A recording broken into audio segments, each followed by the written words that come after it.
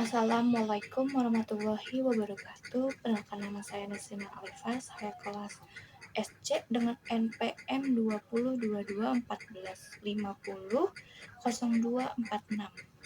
Saya di sini untuk mempresentasikan materi pada pertemuan 13 kali ini, yaitu membahas analisis konsumen. Oke, langsung saja kita bahas materinya. Oke, baik. Yang pertama saya akan membahas peran riset dan analisis konsumen dalam strategi pemasaran. Yang pertama itu consumer research and analysis atau riset dan analisis konsumen.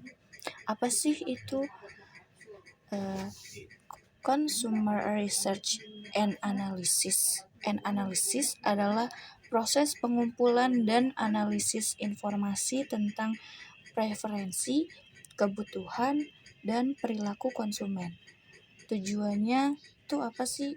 Tujuannya untuk membantu perusahaan memahami pasar mereka dengan lebih baik, sehingga mereka dapat mengembangkan produk dan layanan yang lebih sesuai dengan keinginan pelanggan, meningkatkan strategi pemasaran dan penjualan, meningkatkan kepuasan pelanggan, membangun loyalitas pelanggan, membuat keputusan bisnis yang lebih tepat. Dan yang kedua ada marketing strategi development. Marketing strategi development atau pengembangan strategi pemasaran ialah suatu proses yang digunakan perusahaan untuk membuat rencana yang komprehensif untuk mencapai tujuan pemasarannya. Rencana ini harus didasarkan pada pemahaman yang mendalam tentang pasar, pelanggan, dan pesaing. Yang ketiga ada marketing strategi implementation atau yang disebut dengan implementasi strategi pemasaran. Itu adalah proses mengubah rencana pemasaran yang telah dibuat menjadi tindakan nyata. Ini merupakan langkah penting dalam mencapai tujuan bisnis karena disinilah ide-ide dan strategi diubah menjadi hasil yang terukur.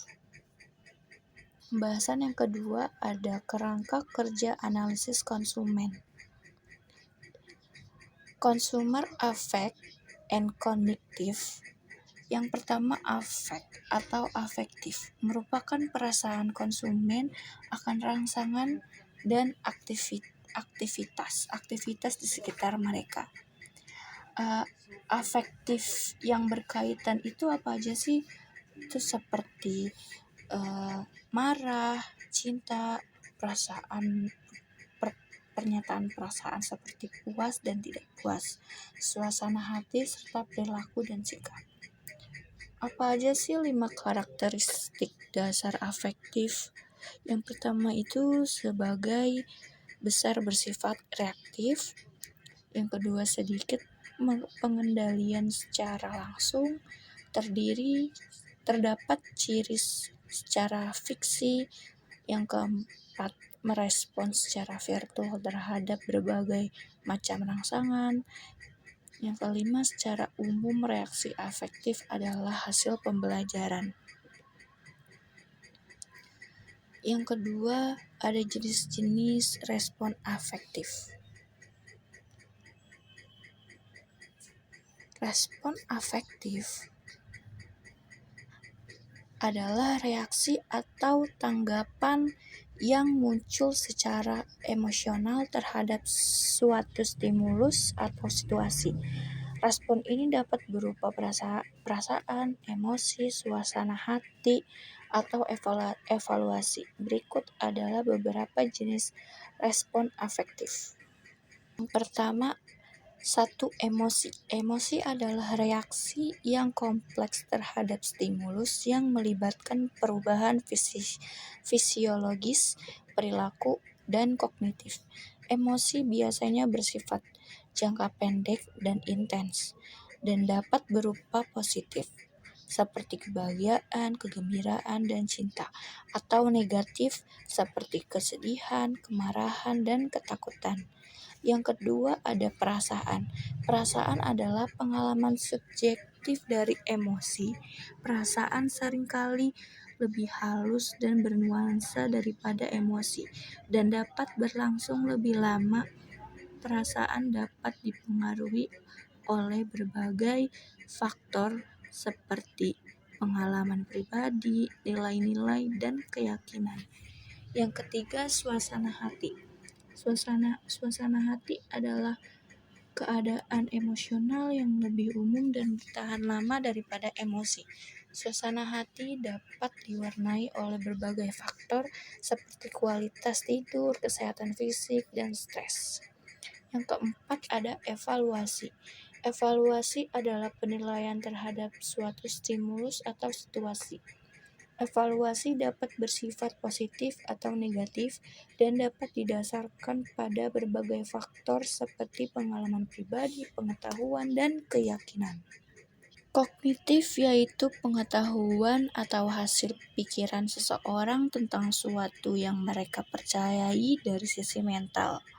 Kognitif ini juga menunjukkan proses dan struktur mental yang dilibatkan dalam berpikir, memahami dan menginterpretasikan rangsangan dan peristiwa di sekitar mereka. Sistem kognitif ini berfungsi untuk memproses pemahaman, mengevaluasi, merencanakan, memutuskan, dan berpikir. Jenis makna yang dibuat oleh sistem kognitif. Yang pertama itu ada interpretasi kognitif dari rangsangan fisik. Itu sweater ini dibuat oleh bulu domba, terus mobil ini dapat mencapai 28 km per 18 liter. Yang kedua itu ada dari rangsangan Sochi. Contohnya Pramuniaga ini sangat membantu. Terus yang kedua saya berpikir Pizza Hut ini yang terbaik.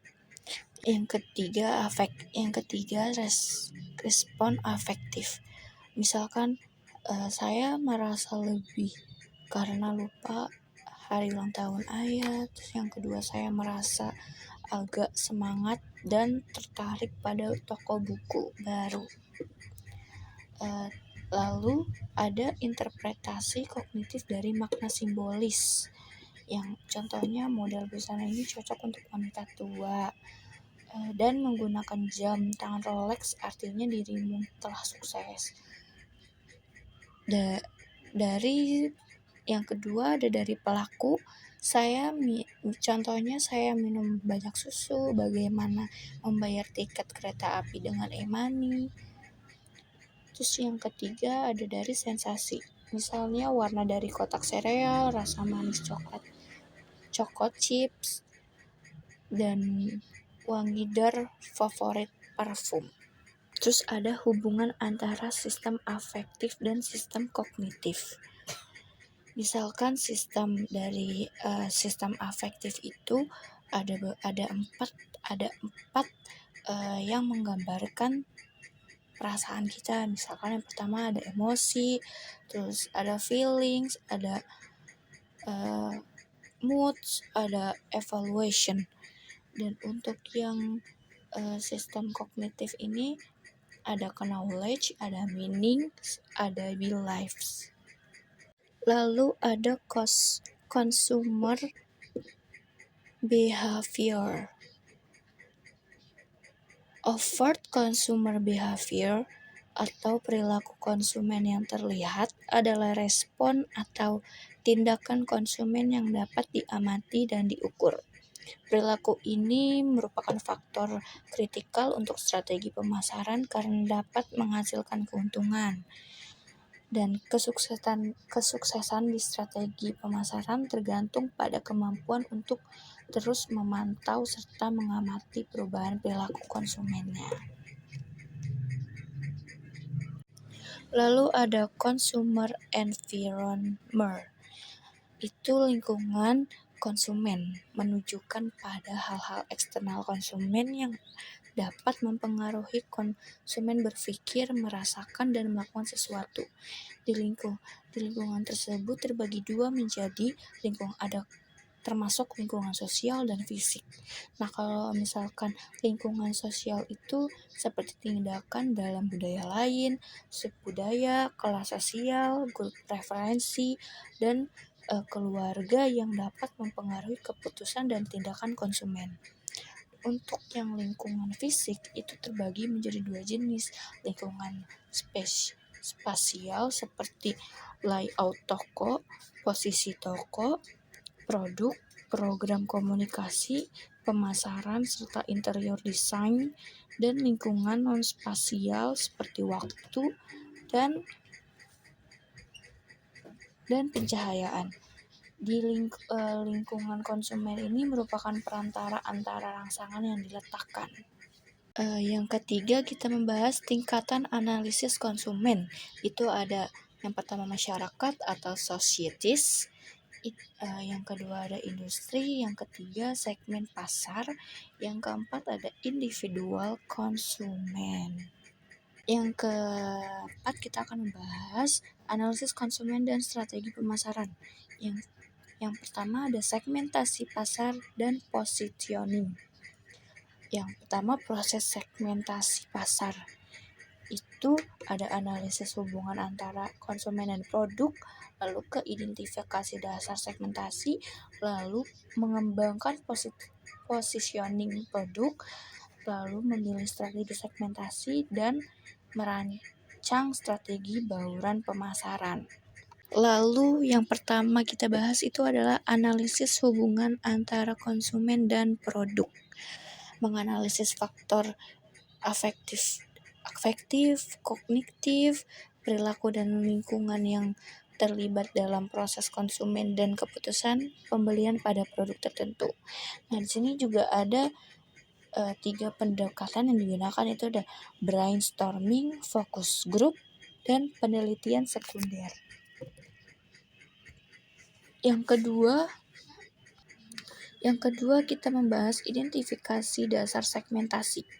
Itu adalah bagaimana menentukan dasar segmentasi dapat menggunakan dimensi atau variabel segmentasi.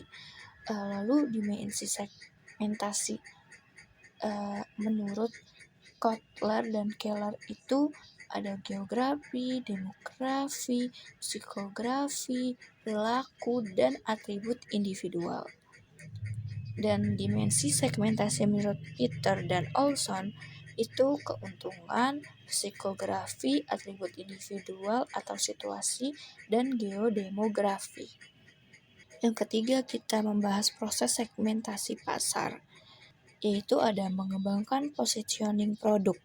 Tujuannya untuk membentuk citra produk tertentu pada pikiran konsumen. Lalu ada yang namanya strategi positioning, itu dibagi menjadi 5, yaitu ada positioning berdasarkan atribut, berdasarkan pengguna, produk, berdasarkan kelas produk, dan berdasarkan pesaing. Dan ini terdapat 4 alternatif strategi segmentasi.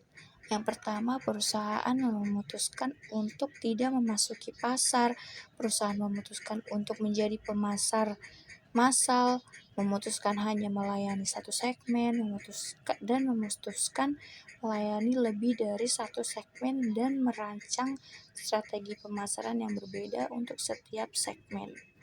Lalu kriteria segmentasi yang efektif itu sudah pasti terukur, substansi, dapat diakses, berbeda, dan dapat ditindaklanjuti.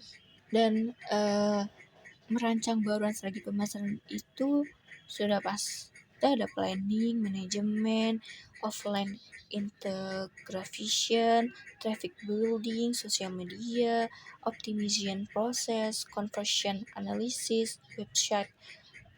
website design, dan planning. Lalu ada afektif dan kognitif produk. itu adalah kepuasan dan ketidakpuasan merupakan faktor yang sangat dipertimbangkan dalam strategi produk. Dan yang kedua itu ada perilaku terhadap produknya. Yang pertama ada kontak terhadap produk, berkaitan dengan kebiasaan dalam proses berbelanja di toko retail. Terus yang kedua ada berbagai cara untuk meningkatkan kontak terhadap produk. Lalu ada lingkungan produk. Lingkungan produk itu menunjukkan pada stimulus yang berkaitan dengan produk yang diketahui dan diingat konsumen secara jelas. Konsumen produk yaitu atribut produk dan kemasan. Apa aja sih strategi produk? Tujuan produk itu ada dua, jangka pendek dan jangka panjang. Jangka pendek itu konsumen mencoba produk. Terus untuk yang jangka panjang itu meningkatkan brand loyalty dan meningkatkan market share. Beberapa faktor yang dipertimbangkan dalam mengembangkan strategi produk yang melibatkan analisis hubungan konsumen dengan produk, yaitu satu, karakteristik individual konsumen. Yang pertama, setiap konsumen pasti memiliki tipe dan cara mengadopsi atau menggunakan produk. Dan yang kedua itu terdapat 5 jenis tipe konsumen yang dilihat bagaimana mereka mengadopsi produk. Yang pertama ada innovators, yang kedua early adopters, yang ketiga early majority, yang keempat late majority, yang terakhir ada laggards. Lalu ada karakteristik produk, yaitu kesesuaian, triabilitas, dapat diobservasi, kecepatan, keunggulan, kompetitif, dan simbol produk. Lalu ada perilaku konsumen dan strategi komunikasi pemasaran di lingkungan promosi. Yang pertama termasuk seluruh rangsangan yang terasosiasi dengan lingkungan fisik dan sosial di mana konsumen dapat merasakan pengalaman dari strategi promosi yang dilakukan. Dan terdapat 2 faktor yang mempengaruhi strategi promosi. Yang pertama kekacauan promosi, itu menunjukkan pertumbuhan angka strategi kompetitif di lingkungan. Dan yang kedua ada tingkat persaingan atau level of competition. Lalu membahas afektif dan kognitif promosi. Yang pertama sikap terhadap produk, yang kedua proses persuasif. Lalu kita membahas strategi komunikasi pemasaran atau promosi. Tujuan utamanya apa sih? Itu sebagai brand attitude, brand purchase intention, facilitate others behavior, recognize the need, dan brand awareness. Lalu ada perilaku untuk berusaha. Itu usaha yang dilakukan untuk mendapatkan keuntungan baik langsung maupun tidak langsung. Lalu ada apapun yang dibeli dipersepsikan sebagai suatu nilai yang terbaik bagi konsumen daripada sejumlah biaya yang harus dikeluarkan. Lalu ada afektif dan kognitif harga. Yang pertama itu persepsi harga dan sikap. Persepsi harga fokus pada bagaimana informasi harga dipahami secara jelas oleh konsumen dan dapat memberikan arti bagi mereka. Yang kedua, proses informasi harga dari Jacob Coveney and Jerry Olson. Bagaimana sih perilaku harganya? Yang pertama udah pasti akses keuangan, itu misalnya uang tunai, buku cek, kartu kredit, non tunai atau sampai bertahap. Yang kedua itu transaksi tunai, kartu kredit, cicilan, cek, transfer, dan online. Lingkungan harga itu gimana sih? Misal kontrak pembelian, misal kita menyetujui ini kita beli apa enggak gitu. Terus informasi syarat kredit, kita dikasih tahu syarat kredit itu apa aja gitu. Terus referensi harga eksternal. Dan yang kedua strategi harga, itu ada penetapan harga produk baru. Yang kedua, ketika perubahan harga jangka panjang dipertimbangkan untuk produk yang sudah ada. Yang ketiga, ketika perubahan harga jangka pendek dipertimbangkan. Lalu kita membahas perilaku konsumen, strategi, saluran pemasaran atau distribusi, dan e-commerce. Itu yang pertama afektif dan kognitif tokonya. Misalkan citra tokonya, yang kedua suasana tokonya. Terus ada kita membahas perilaku toko seperti kontak terhadap toko, terus yang kesetiaan pada toko. Nah, lingkungan tokonya itu bagaimana sih? Misalkan kita harus menekan lokasi toko, checklist, terus di analog, terus di model regresi, terus model alokasi lokasinya. Nah, terus kita harus tahu layoutnya nih, tata letaknya nih, misalnya kita mau di green layout atau free form layout gitu. Dan ada rangsangan di dalam tokonya, misalnya kita tanda atau info harga, terus jarak rak. Kita harus mengukur jarak rak dan susunan. Terus kita menentukan warna. Terus setiap ruangan terus ada pewangi. Kita harus kasih pewangi biar pelanggan itu nyaman gitu. Terus kita musik biar nggak terlalu sepi sekali. Nah, dan ini ada denah, sebuah denahnya bisa dilihat di sini. Lalu kita membahas perilaku konsumen non toko. Itu yang pertama ada katalog dan pembelian langsung. Yang kedua pembelian melalui vending machine. Yang ketiga home shopping TV. Yang keempat penjualan langsung. Yang kelima penjualan melalui media elektronik. Kita membahas tentang e-commerce-nya. Di sini ada, pokoknya di sini kalian bisa lihat di sini ada purchasing, terus online store-nya, terus shopping, misalnya perbedaan antara online sama in-store-nya. Di sini ada kalau di online ada elektronik, exchange, web ID, store, dan XD. Online itu ada di in-store-nya itu di online, tapi bagian in-store itu ada web ID, store, exchange. Dan kalau di in-store-nya tapi di bagian online itu ada store ID, elektronik, exchange, dan di in-store, di bagian in-store itu ada tradisional dan exchange. Nah, di sini ada kriteria rancangan saluran distribusinya.